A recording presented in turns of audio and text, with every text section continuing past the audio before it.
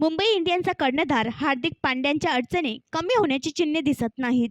या मोसमात मुंबई संघाचा प्रवास अत्यंत निराशाजनक होता आणि संघाला 14 पैकी केवळ 4 सामने जिंकता आले. मुंबईला शुक्रवारी लखनौ सुपर जायंट्स विरुद्ध 18 धावांनी पराभवाचा सामना करावा लागला. आता भारतीय क्रिकेट नियामक मंडळाने हार्दिकला स्लो ओव्हर रेटसाठी 30 लाख रुपयांचा दंड ठोठावला आहे. या मोसमातील हा संघाचा तिसरा गुन्हा आहे.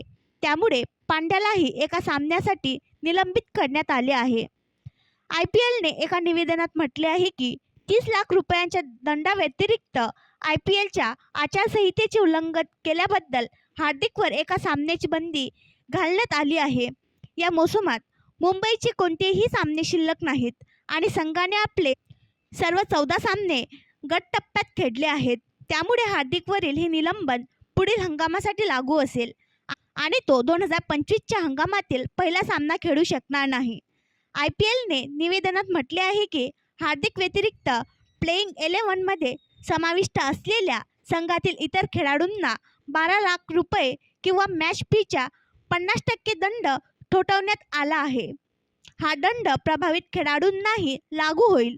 यापूर्वी दिल्ली कॅपिटल्सचा कर्णधार ऋषभ पंतलाही एका सामन्यासाठी निलंबित करण्यात आले होते.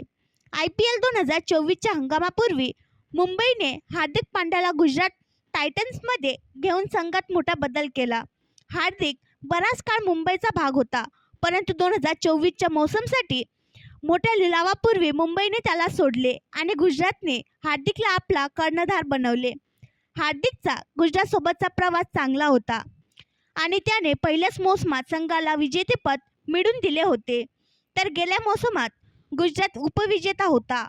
मात्र या हंगामापूर्वीच हार्दिकने गुजरात सोडून जुन्या फ्रँचाइजमध्ये परतण्याचा निर्णय घेतला. मुंबईने रोहितच्या जागी हार्दिकला कर्णधार बनवले, पण त्याच्या नेतृत्वाखाली मुंबईची कामगिरी खूपच निराशाजनक होती. मुंबई संघ 14 सामन्यात 4 विजय आणि 10 पराभवांसह 8 गुणांसह तळाच्या 10व्या स्थानावर कायम आहे. आणखी नवीन व्हिडिओ पाहण्यासाठी आमच्या देशमुख एक्सप्रेस न्यूज चॅनलला सबस्क्राईब करा, लाईक करा आणि शेअर करा.